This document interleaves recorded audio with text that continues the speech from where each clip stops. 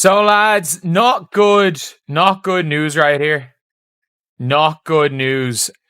So, whatever the hell they had her doing in Indiana, I mean this when I say this, get as far away from Indiana as possible. Get as far away from that medical team as possible. Because, like, when her body's breaking down with no injury. The Indiana Fever shared a tough update on Caitlin Clark's health, and it's not great. After injuring her right groin on July 15th, tests showed no further damage, which was a small relief. Still, that relief didn't last long.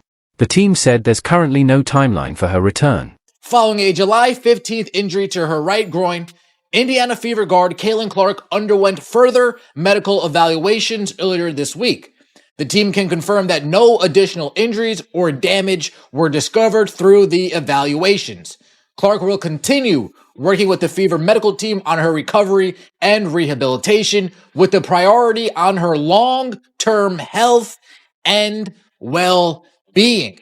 There is no timetable available for Clark's return, and no additional details will be provided at this time.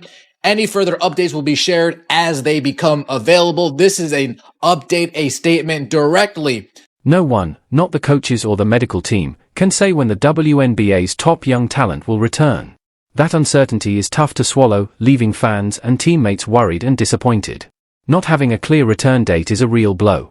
For someone like Clark, hearing no timetable feels almost unreal. There's no timetable for Caitlin Clark's return after being evaluated this week, which means, worst case scenario, the Indiana Fever can be without Caitlin for the rest of the year. But best case scenario, she comes back after missing a few games. But does that mean she'll be healthy? 100% fully healthy at least. Their next 3 games, which are the final games of July, is against the Aces tonight at home, then Chicago Sky on the road, then back at home against the Phoenix Mercury. But here's the schedule for the beginning of August. And again, this Fever team has to prepare to be without Caitlin Clark as she has no timetable for a return. It means even the experts don't know if her recovery will take a few weeks or a lot longer.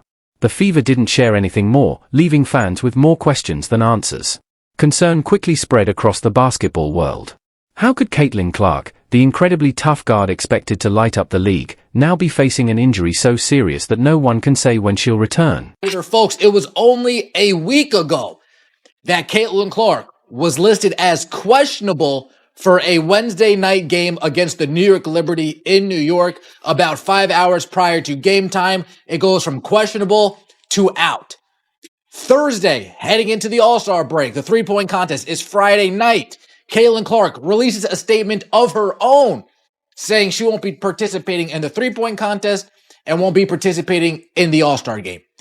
Caitlin Clark's team has made it known we are going to be holding her out until she is fully recovered. We are not going to be rushing her back at. If you're enjoying this, don't forget to subscribe. Sadly, uncertainty has followed Clark all season long. Every time she takes the court, it feels like another setback could be right around the corner. This groin injury is actually her 3rd soft tissue problem since the 2025 WNBA season started, and her 4th overall this year. It's a painful pattern. She shines for a while, then injuries force her back to the sidelines, time after time. A lot of people were of the opinion of stay out as long as you have to. Just stay out. I mean, I'm starting to wonder if the season is not a wash at this point anyway. She needs to get well. This is good news, at least. Honestly, as someone who has dealt with this injury during the season, the way she was walking and moving all-All-Star week gave me hope for her. It wasn't a lot worse and a season-ending thing. They have to be smart, though. The pattern started early. Clark first ran into trouble in late May with a left quad strain that kept her out for 5 games. She came back in mid-June, full of determination and hope.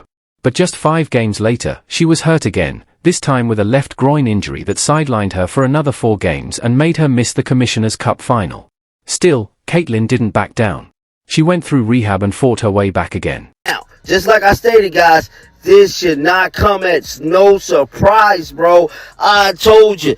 Caitlin Clark was injured with her mobility. When she caught the first groin injury, that's what really kind of did everything in for her, guys. It was just not looking good after that first one. And unfortunately, fans were thrilled to see her back in action, until July 15th, when disaster struck again.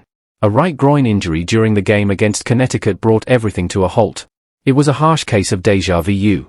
Before this year, Clark had never missed a game due to injury. Now, she's dealing with her fourth muscle injury of the year. It's a shocking turn for a 23-year-old athlete in top shape. Each setback has hit harder than the last, not just for Caitlin, but for a league that's leaned on her rising star. She instantly became the face of the Fever and a major draw across the WNBA. Clark led the league in jersey sales and sparked major jumps in ticket sales and TV viewership. Her absence isn't just disappointing, it's a serious hit to the league's momentum. And yeah, of course, I want to see her play. Of course, I think they need her to win majority of these games. But at the same time, she needs to rest, right? She needs to rest. We done seen her try to come back prematurely. She plays well. And then those next following games, it just looked like she's just not there. She doesn't look the same. Can barely get those shots off. So, yeah, I think it's best for everybody for her to rest and just get ready for the end game of this season. Now, with Clark stuck in a cycle of injuries and rehab, that momentum has come to a halt. This was meant to be her breakout season, lighting up All-Star Weekend, lifting Indiana into the playoff race, and wowing fans night after night. Instead, it's been a year full of what-ifs and short-lived moments. She was voted an All-Star starter and captain, but had to pull out because she simply wasn't healthy enough to play.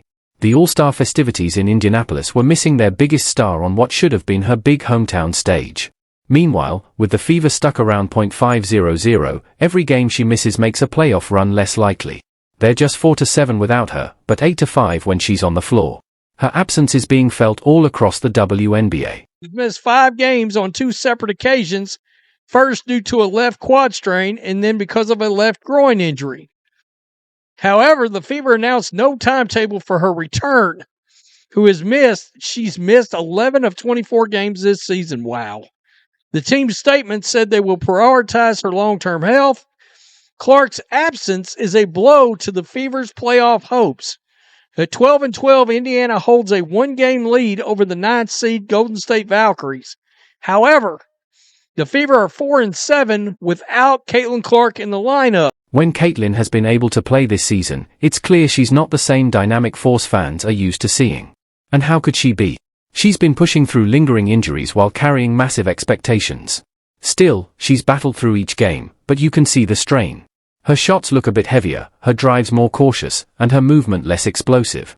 On the road, she's hit just 2 of 35 from beyond the arc, a clear sign she's not playing at full strength. It's obvious the constant injuries have disrupted her timing and shaken her confidence. How could they not? One week she's wearing a thigh wrap, the next she's dealing with a sore groin. Even Caitlin herself has admitted how tough it's been. It is a scary thing when your legs are breaking down and you're not injured, because you have to figure out what the hell that is. It could literally be her running mechanics changed and it put pressure, even slightly, it put more pressure on her upper legs. Like all of those things, which very well could be a reason why she's shooting so badly.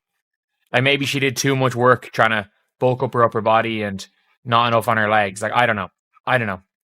She should probably go, I mean this when I say this, go to Iowa and do what she did in the offseason beforehand. But now it's going to take like hire a Tim Grover or something, because she's going to have to rechange how she runs.